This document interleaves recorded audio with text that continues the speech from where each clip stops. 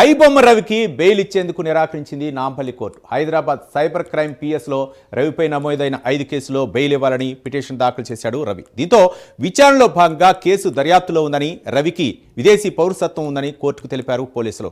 అధికారుల వాదనతో ఏకీభవించిన న్యాయస్థానం బెయిల్ పిటిషన్లు కొట్టివేసింది.